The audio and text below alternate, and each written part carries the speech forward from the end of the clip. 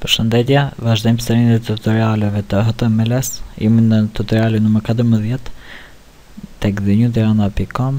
Unë jam Erxhan dhe sot do të flasim për format në HTML. Si të krijojmë një formë për shembull për të shkruar emrin, mbi emrin, passwordin etj. Atëherë këtë forma ndryshe përdoren edhe për të kaluar të dhënat në server.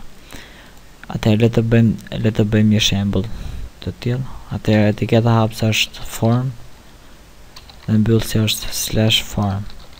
Shkruajmë emri, input type bars text value, dhe më thëmë vlera bars me emri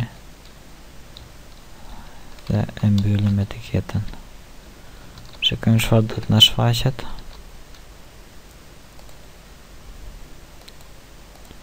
Okej, na ka dalë emri këtu, nëse ne do fshijmë vlerën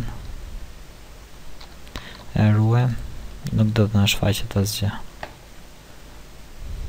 Po kështu përveç site kemi dhe një metodë tjetër për ta kryer këtë veprim. Atëherë le ta bëjmë kështu, name bars me emri i parë ose thjesht emri, po shfusim mbi emri.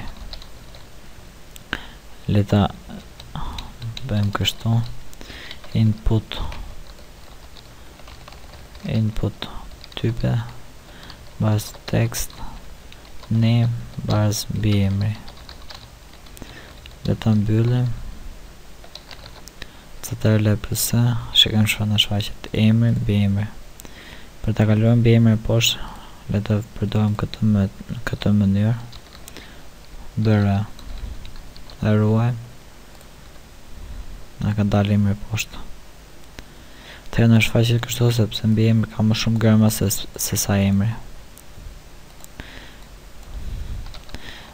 Për të krijuar thjesht një formë passwordi, për të krijuar thjesht një formë passwordi për të vendosur passwordin, hapim etiketën form, e mbyllim,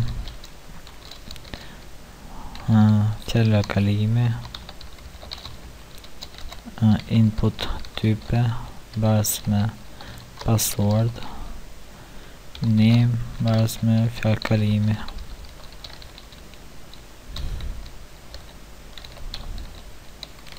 E mbyllim.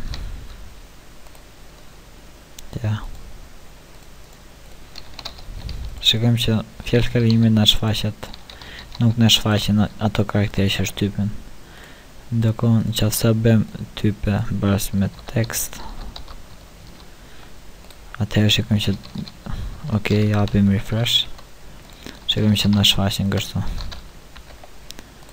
Zakonisht që duhet password për të manipuluar karakteret. Ja.